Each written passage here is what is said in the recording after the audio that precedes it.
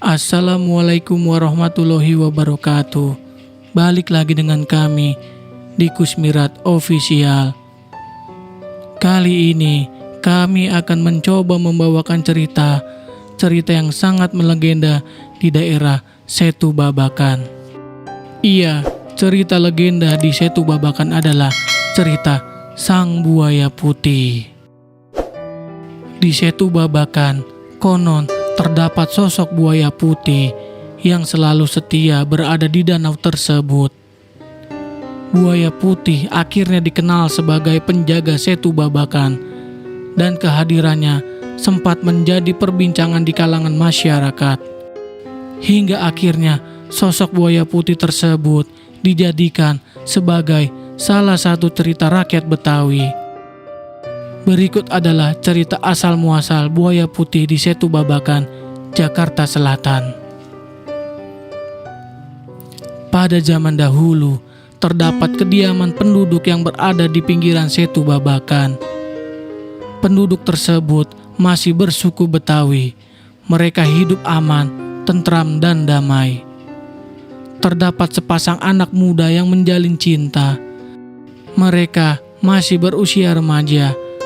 Mereka saling mencintai tanpa memandang kasta dan harta. Namun, cinta mereka terhalang oleh restu orang tua. Sang gadis berasal dari keluarga yang berkelimpahan harta. Orang tua mereka termaksud keluarga yang terpandang, sedangkan sang pemuda berasal dari keluarga yang kurang berada atau dikatakan miskin. Oleh sebab itu, perjalanan cinta mereka tentu saja mendapatkan hambatan, sebab orang tua dari pihak si gadis tidak menginginkan anaknya menikah dengan pemuda miskin alias kekasih dari anaknya tersebut. Namun, cinta mereka tetap berjalan meskipun bertemu secara diam-diam. Mereka melakukan pertemuan tanpa diketahui oleh orang tua mereka. Jika mereka diketahui oleh orang tua pihak si gadis, sang ayah dari pihak si gadis tidak segan memarahi, bahkan memukul kekasih anaknya. Sang ayah selalu mewanti-wanti anaknya agar tidak bertemu kembali dengan kekasih idamannya. Namun, sang anak tidak dapat mengingkari hatinya bahwa dia sangat mencintai sang pemuda. Ingatlah anakku, keluarga kita adalah keluarga kaya yang terpandang. Tidak mungkinlah langit menyatu dengan bumi. Jika kamu menikah dengan pemuda itu, aku betul-betul tidak setuju, kata sang anak dari gadis itu. Tapi ayah, aku sangat mencintainya. Apakah ayah tega jika nanti aku menikah dengan lelaki yang tidak aku cinta? Tanya sang gadis dengan berlinang air mata. Tentu saja aku akan menikahimu dengan seorang duda kaya yang akan melamarmu. Calon suamimu tentu saja sangat jauh lebih tinggi kedudukannya dibanding anak muda yang miskin itu, celetuk sang ayah. Mendengar penjelasan ayahnya, sang gadis tidak bisa berbuat apa-apa. Bagai disambar petir, dia mendengar secara jelas ucapan dari sang ayah. Ternyata dia telah dijodohkan oleh seorang lelaki yang tidak diketahui bagaimana rupa dan wataknya. Apakah dia akan menuruti kehendak ayahnya? Dia tidak tahu.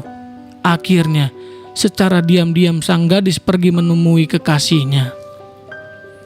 Setelah sampai menemui kekasihnya, sang gadis memberitakan perihal bahwa dirinya akan dijodohkan oleh orang tuanya.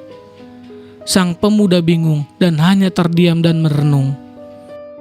Adinda, aku tahu dari dulu bahwa orang tuamu tidak menyetujui hubungan kita. Aku paham bahwa kita memiliki perbedaan bagaikan langit dan bumi, delas sang pemuda. Tapi aku tetap mencintai abang, sahut gadis itu. Iya, aku juga mencintaimu, tapi kamu harus tahu, kondisi kita memang tidak lagi memungkinkan, kata sang pemuda. Jika memang begitu, sebaiknya abang pergi merantau untuk memperbaiki nasib. Jagalah diri abang. Jika abang telah berhasil, Jangan lupa Adinda. Lekaslah pulang. Adinda akan setia menunggu abang. Saran sang gadis dengan penuh linangan air mata. Jika memang itu saran terbaikmu, baiklah. Aku akan merantau untuk memperbaiki nasib demi masa depan kita. Aku berjanji akan kembali lagi setelah berhasil. Doakan abang agar berhasil, Dik. Sang pria menjawab sambil tersenyum kepada kekasih yang dicintainya. Tidak lama kemudian, sang pria pamit. Dia bergegas untuk pergi merantau demi memperbaiki nasib. Dia berjanji akan kembali lagi setelah mencapai kesuksesan dan menikahi wanita idamannya itu. Dengan penuh harap, sang gadis dapat bertemu kembali dan menikah dengan kekasih idamannya.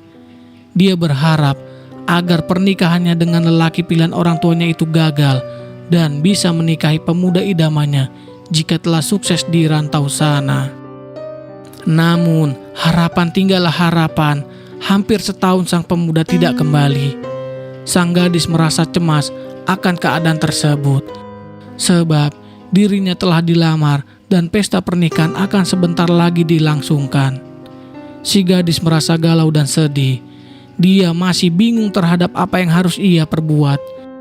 Di hari-hari terakhir melepas masa lajangnya, dia masih berharap sang pemuda tersebut akan datang di hadapannya. Berharap sang pemuda telah sukses supaya dapat meyakinkan kedua orang tuanya agar mereka bisa menikah. Saat hari terakhir sebelum dia menikah, sang gadis dengan putus asa pergi ke Setu Babakan. Dia tidak tahu harus berbuat apa lagi untuk menghadapi orang tuanya. Dengan perasaan putus asa, dia menceburkan diri ke dalam Setu Babakan yang tidak jauh dari sana. Dirinya tidak serta-merta meninggal. Siluman buaya yang ada di Setu Babakan merasa kasihan terhadap diri sang gadis. Akhirnya merubah sang gadis menjadi buaya putih. Buaya putih itu sekarang masih terlihat di Setu Babakan. Konon, jika ada orang yang berbuat tidak senonoh di wilayah tersebut, mereka akan menjadi santapan buaya putih di Setu Babakan. Itulah sedikit cerita dari legenda sang buaya putih yang ada di Setu Babakan. Kita tidak tahu kebenaran dari cerita tersebut. Benar atau tidaknya, kita kembalikan ke diri kita masing-masing. Tapi di luar dari cerita tersebut, sekarang Setu Babakan itu sangat bagus untuk kita kunjungi. Di sana banyak sekali aneka jajanan dan makanan. Tempat yang sangat asik untuk nongkrong, baik sendiri, dengan pasangan maupun dengan keluarga. Kami dari Kusmirat Official undur diri.